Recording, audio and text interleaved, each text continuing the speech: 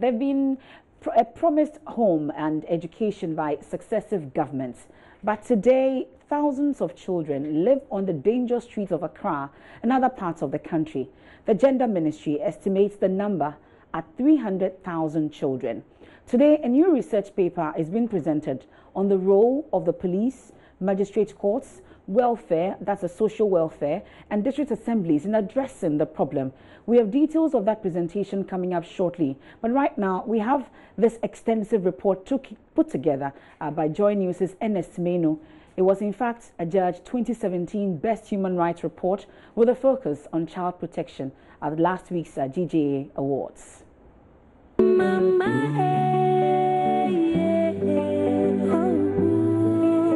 Every day, more and more children are forced to leave home to fend for themselves on the street, with an estimated 90,000 reported to be on the streets of Accra, scavenging, begging, and hawking on the street to survive. Homeless, homeless.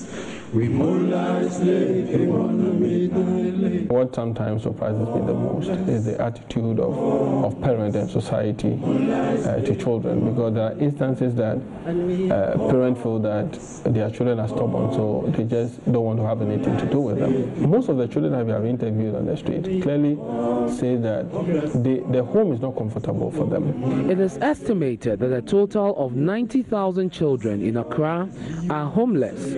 These children roam the streets of the capital, hungry and vulnerable. They are often as young as 10 years old. For many of these children, a place to sleep at night after roaming the streets, searching for food and work, remains the biggest source of worry.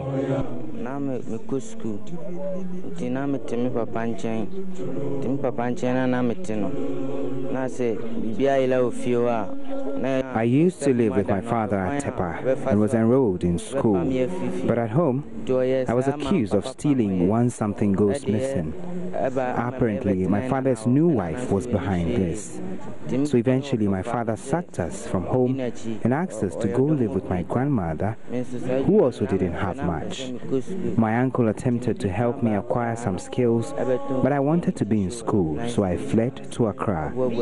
In Accra, here at Kaneshia, I sold PK and tissue and managed to save 1,000 cedis. I went back to my hometown and handed it over to my dad to help pay my fees and take care of me. But he spent the money and rather accused me of stealing the money. So I left and returned to Accra. While here, I had a friend who shared the streets with me, but sadly stole my things and fled with it. Over here, we are at the mercy of the weather. If it rains, we seek refuge elsewhere, each one for himself.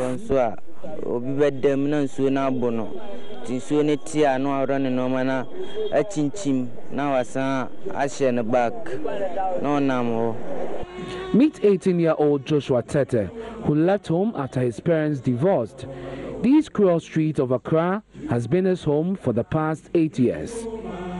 According to the statistics by the Social Welfare Department, the common types of health problems among street children include malaria, fever, cold, rashes, infections, and headaches. In Accra 2009. If you do obey then work, one and obey. You be an enemy buy me and I buy me, my name Papa. Papa, and my family. I came to Accra from Dodowa in 2008. I fled my family home to Accra following a breakup between my parents. The marital instability led me to flee. I wasn't educated. I was sent to learn Arabic, but I stopped and came to Accra, where I met these young boys cleaning windshields of vehicles and decided to join them. I gathered some money from begging for alms on the street, which I saved to buy tools for cleaning. Now I clean the windshield of vehicles for a living. I make up to 50 cedis on a good day. On lean days, however, I can make 10 cedis. In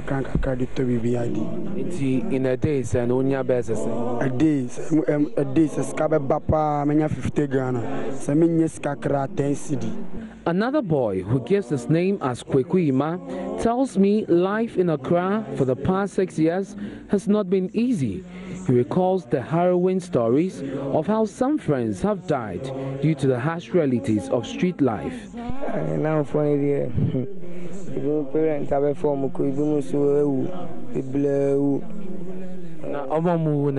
Some of my friends have been taken away by their parents. Others have also died, some through accidents and others mysteriously. We sleep and wake up to find them dead. If it happens that way, we seek for help and bury them or take them to the hospital. Police for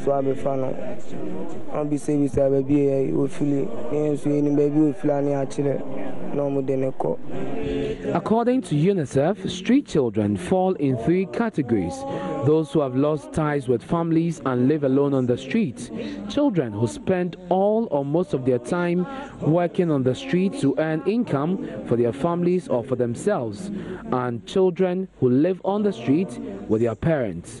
Renowned human rights lawyer, pastor and politician Francis Xavier Sosu is one of such. Well, I have spent nearly 17 years on the street. From the beginning, it was a matter of assisting my mother. So that's quite a worrying situation there. NSME News reports that actually won him the GJA Awards. We'll take a quick break here on the Pulse. When we return, we'll delve deeper into this issue of streetism.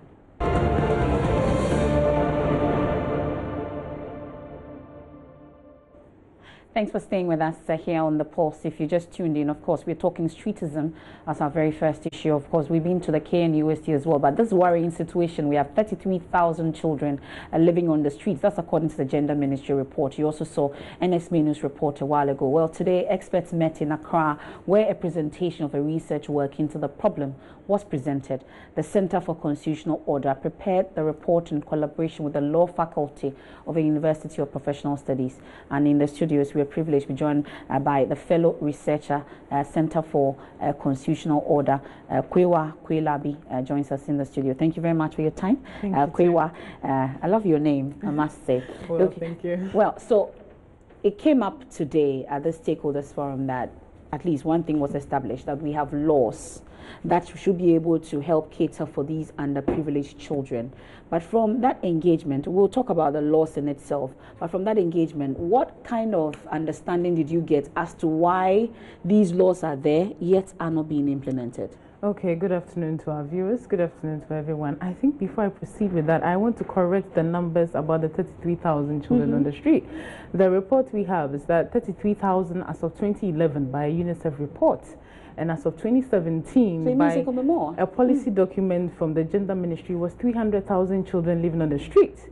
And today, at the presentation we had today, we had a confirmation from a director from the social welfare saying the number of people living on the streets right now is over 450,000. And the children are just 300,000, you're saying? Because when we talk of street people, we are not just talking of the street children, we are talking of the disabled who are begging, we are talking about the adult beggars, even the street hawkers also form part of the. So as we speak today, according to the records by which was confirmed by the Director of Social Welfare, we have over 450,000 people living on the streets. Yes. Okay, so let's focus on the children, for instance. So the figures that you have, it's more than 300,000? Yes, it's, as of 2017, it was 300,000. 300,000. And we are in 2018, so I'm sure it's up. Yet we have laws sitting there that is supposed to cater for these underprivileged. Yes, we do. Those on the streets. Yes, we do have. Interesting. So what did the stakeholders say? I'm sure we have the social welfare, we have all those who are supposed to be implementing these laws. They were at the stakeholders forum. Yes. What kind of understanding did you get? Okay, so today at the stakeholders forum, the main purpose was to share a finding, you know, that the center carried out. That's the Center for Constitutional Order. You know, we did a research and we realized that there were these 2 basic laws which we believed by implementation of both will eradicate streetism, and that is the Education Act 2008, Act 778, and then the Beggars and Destitute Act 1969 NLCD 392. So the basic, the Education Act 2008 is saying that every child is supposed to attend a course of instruction, where a course of instruction is they must go to school. Yeah. Here we are looking at the provisions in section 2.4 to 2.6. And then it says that where a child is unable to go to school because a parent cannot genuinely afford, the district assembly must take the responsibility of making sure that the child is in school. The district assembly. The district assembly. And not only that, the parents who has failed to make sure that their children is in school must first appear before the Social Welfare Committee for an appropriate action. And where the parent appears in front of that Social Welfare Committee and there's a direction given and the parent still fails, then the parent will be arraigned before the court, and they are subject to fine, or instead of fine, community service. So you can see that if neglecting your duties. Yes, if the state actors, in this case the state actors are the district assembly, we are looking at the Social Welfare Committee of the district assembly, and then the courts, if they were implementing that law within their district, I'm not sure any child will be on the streets, because every district assembly is responsible for the welfare of the children within their district. Community. The law is not telling you come and look after the whole children in the nation within your district. Currently, we have about 254 districts. Every district assembly is responsible for theirs. So with this law alone, children will be in the streets, because even if you arrest the parents, arresting the parents and fining them does not guarantee that the child will go to school. But then the law goes further to say that then the district assembly would take charge and take that responsibility of that child. So how come it's not being done? Well, we did this thing in conjunction with the Beggars and Destitute Act law, which is also saying that begging is an offense. Yes. Specifically in section 2 of NLCD 392, begging is an offense. And so a police officer may arrest any person who is begging or at a place for the purposes of begging or wandering. And not only that, if you encourage begging, you have committed an offense. So, my dear, if you are the one giving money, you are committing we had an cause offense. to talk about this, but there were concerns about who a beggar is. It was not properly defined by the same Beggars and Destitute Act, and it was a subject of controversy here, right here on this program. It is true. It is a subject of controversy, but even though the law is not clear on the beggar, it goes on to define who a destitute is. In section 6, it says that a destitute is somebody who is found wandering, who, when you ask, cannot provide an evidence of where they live. They cannot provide an evidence of employment, where they go to school, or they cannot provide an evidence of their source of income.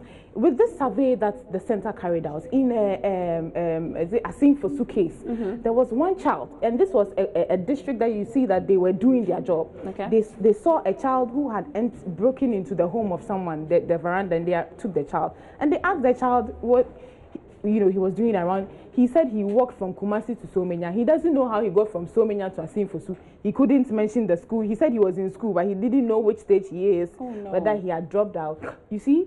So these are the problems. Do you get it? At least this district, they were doing their case, but that is the issue. And so at this forum today, when we had a representative from the police headquarters coming, we had the social welfare represented, we realized that all these 8 actors have to work together. The actors, namely the district assembly, where you have the social welfare committee and the coordinating director. Then you come to the district police command, then you come to the district magistrate court. They must work together. They admitted that the collaboration is not there. Did they raise the challenge? Why this gap is there? Did they tell us why there's this challenge? What really is the issue? They were not able to clarify. They were only saying there is more that goes into the streetism issue. They were saying that there has been some work that they are doing, but then we made it clear to them that irrespective of the situation of whoever story it is, whether you are an orphan, whether you are being child. Somebody said, what about child trafficking? And we were saying, if we were implementing this law, there will not be any children for somebody to come and child traffic in the first place. So we believe that the Education Act and the Beggars Act are the basic laws which must be implemented by these state actors. And they appreciated that, yes, it is the case. But the synergy of working together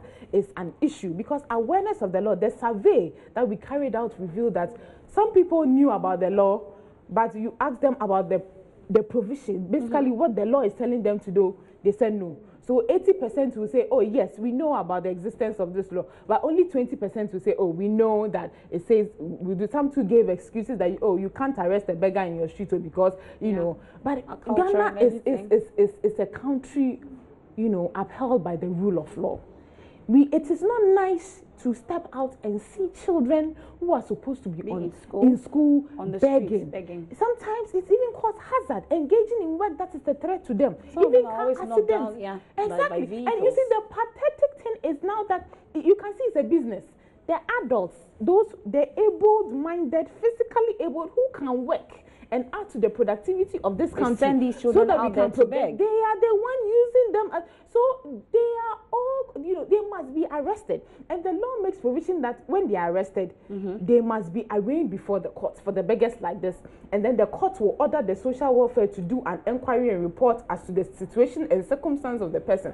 And when that court comes, now if the person is a sick person who has an infectious or contagious disease, they may order that the person is sent to a health facility, a government health facility for that matter, for that purposes. If that person is not that case, then the first person they call on is any relative of the family, you know, and then they commit that person into the care of that relative, but or see, any person willing to take care. This is a very lucrative industry. There's some people, I don't know if you recall, there's this gentleman who sits around the Tigo area. He has an elephantiasis. We did a story on him. A number of journalists have reported on him, raised money for him, yet they give him, he goes back there because it's more lucrative for them.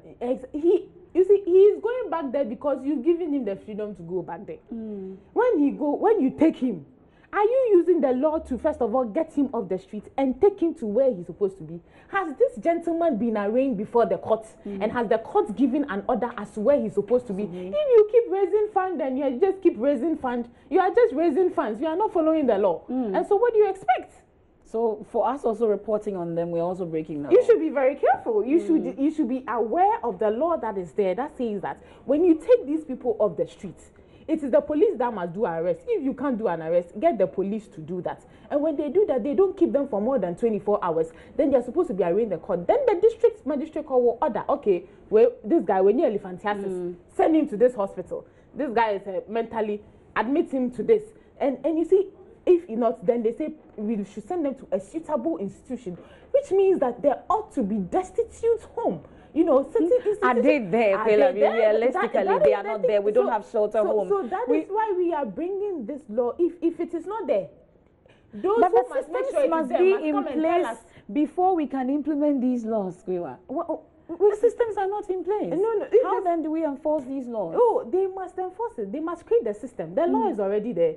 So yeah, because the system is not there, you will not implement the law. You have created the law. So how long has this law been on the tables? Yet the number keeps increasing. You said that's the sad we came from 33,000. We are now at 450,000. You say, and this law has been there. So the system must be created. There is no excuse. They must create the system. They must find a way to create it. There are funds that they must do that. Creating the system is not an excuse. Unless now they want to repeal these laws. Then come and repeal and we know that these laws are not there. Because we don't have systems to create them. Oh, Yamba laws, that sort of thing. But so far as the laws are there, they must be followed. And but our actions have already repealed the laws. Our actions have already repealed it. But you see, there are still laws that are there. That needs to be implemented. Exactly. So beyond these stakeholders and the talk about it, what are we hoping to do to ensure that those who are supposed to implement these laws do so to the letter? Obviously, you see, there's one statement that says you must shine the corner where you are. We can't do all, but we can do something. As a center, we are all about institutional compliance. And so we have held this first stakeholders forum. We were impressed by the inputs by the stakeholders. The next stage is to have a policy roundtable, so, more like an indoor thing, to have them, you know, come together and sit down and let us know really why is it that they are not implementing the law, and how we can help as civil society, how the public, you know, we can all help to be able to implement the law. In these policy discussions, we are hoping that the challenges that they have faced in implementing the law will come out, so that we move from there to an action plan. Because you see, we must do something. It is not easy. There are hindrances, there are challenges, system failures, but this is our Ghana and it must work. So we still have to do something. Well, we'll leave it here. We're indeed grateful for your time. We're hoping that we could get the other stakeholders also to be able to give some kind of commitment as to what they are going to be doing to ensure that we're able to implement these laws. Kwewa Kwelabi is with the Center for Constitutional Order, and we've been talking streetism here on the Pulse. We're hoping that something will be done about this situation.